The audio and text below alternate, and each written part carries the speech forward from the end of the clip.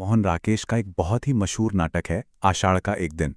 आज हम ना इसके पीछे छिपे एक गहरे द्वंद्व को समझने की कोशिश करेंगे। देखिए, ये सिर्फ एक लिटरेचर का पीस नहीं है। ये कहानी है एक कलाकार की जो कला, प्रेम और अपनी महत्वाकांक्षा के बीच बुरी तरह फंस गया है। तो चलिए आज इसकी गुत्थियों को सुलझाते हैं। सोचिए जरा इस सवाल पर।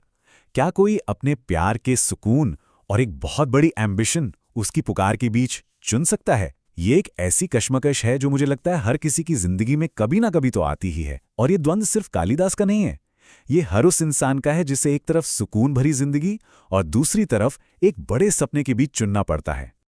तो आज का हमारा मकसद सिर्फ कहानी सुनाना नहीं है, बल्कि हम इस नाटक के पहले अंक में, एक्ट 1 में छिपे उन मुश्किल सवालों की पड़ताल करेंगे जो आज भी उतने ही रेलेवेंट हैं, उतने ही सच हैं।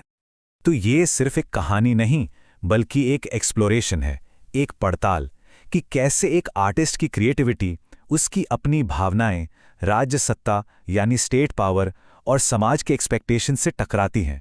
चलिए इसमें और गहराई से उतरते हैं। तो सबसे पहले बात करते हैं घाटी के इस कवि की और उस दुनिया की जहां ये कहानी सांस लेती है। मिलते हैं उन किरदारों से जो इसे जिंदा करते हैं। तो कहानी शुरू होती है एक बिल्कुल साधारण से पहाड़ी घर से, और बाहर आषाढ़ की पहली मॉनसूनी बारिश हो रही है, जोरों की। जरा सोचकर देखिए वो माहौल, भीगी मिट्टी की वो सौंधी सौंधी खुशबू, बादलों की गड़गड़ाहट। नाटक का पूरा मूड यहीं से सेट हो जाता है।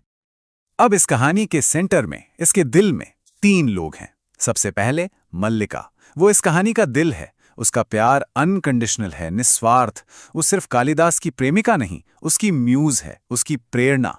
फिर है उसकी माँ अंबिका। अंबिका एकदम यथार्थवादी है, प्रैक्टिकल। उसे कविताओं से ज्यादा इस बात की चिंता है कि घर कैसे चलेगा। और फिर है कालिदास, इस कहानी की आत्मा, एक बहुत ही सेंसिटिव कवि जो प्रकृति से इतना जुड़ा है कि लगता है जैसे वो उसका ही एक हिस्सा हो। और अंबिका का ये सवाल, भावना में भावना का वर्ण क्या होता है, उससे जीवन की आवश्यकताएं किस तरह पूरी होती हैं? सच कहूं तो यही सवाल इस नाटक के पूरे कॉन्फ्लिक्ट की जड़ है। ये एक माँ की सीधी सादी चिंता है कि भाई सिर्फ प्यार और कविता से पेट नहीं भरता। वो उस हार्ड रियलिटी का सिंबल है जिसे मल्लिका और कालिदास शायद देखना ही नहीं चाहते। तो अभी तक माहौल बहुत पोएटिक है ना?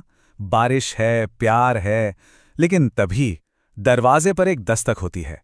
और ये वो दस्तक है जो इस शांत काव्यात्मक दुनिया में सत्ता का शोर लेकर आती है। और देखिए, कालिदास की एंट्री किसी हीरो की तरह नहीं होती। वो आता है, लेकिन उसके गोद में एक घायल हिरण का बच्चा है, वो उसे सहला रहा है।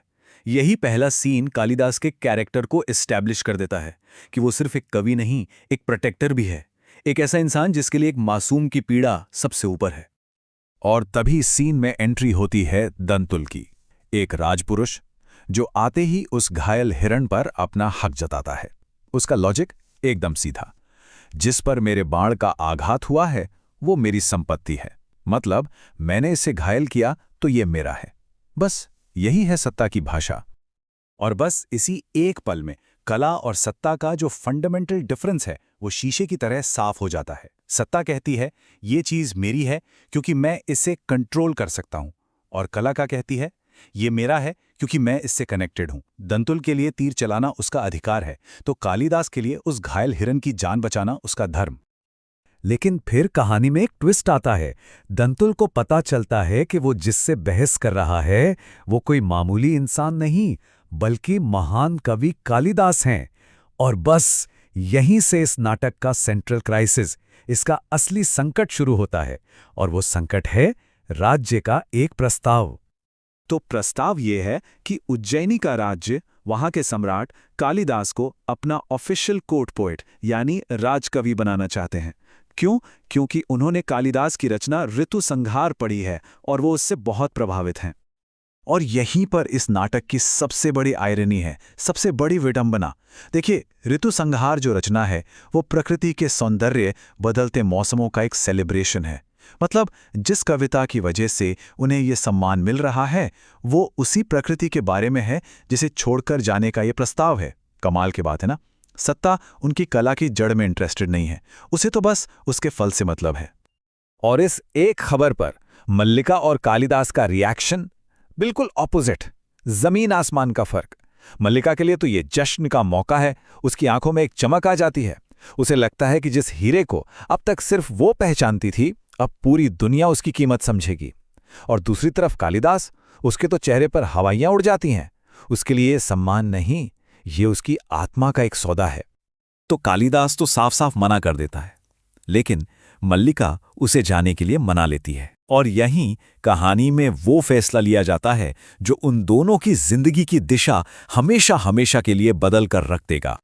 मल्लिका ये बात समझ जाती है कि अगर कालिदास आज उसके वजह से रुक गया तो वो जिंदगी भर इस बात का मलाल करेगा, एक अधूरा अतृप्त कवि बनकर रह जाएगा।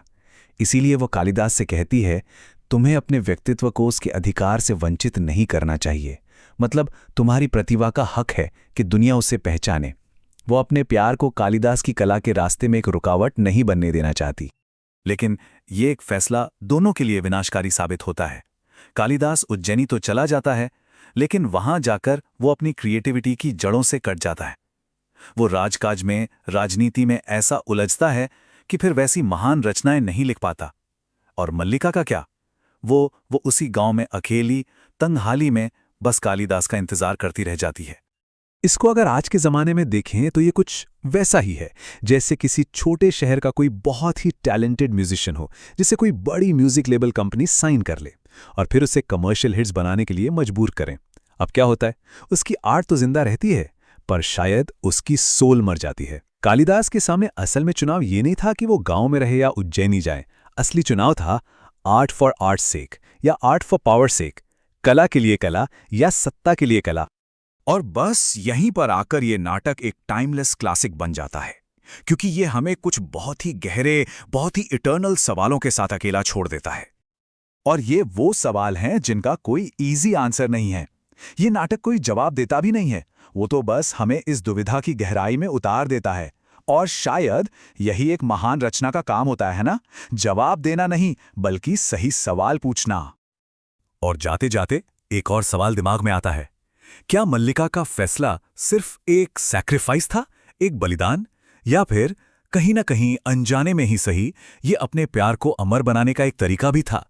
क्या वो कालिदास की सफलता में अपनी पहचान को मिलाकर इतिहास में कवि की प्रेरणा बनकर हमेशा के लिए जिंदा रहना चाहती थी? ये एक ऐसा सवाल है जो इस रिश्ते की कॉम्प्लेक्सिटी को, इसकी परतों को और भी गहरा बना देता है।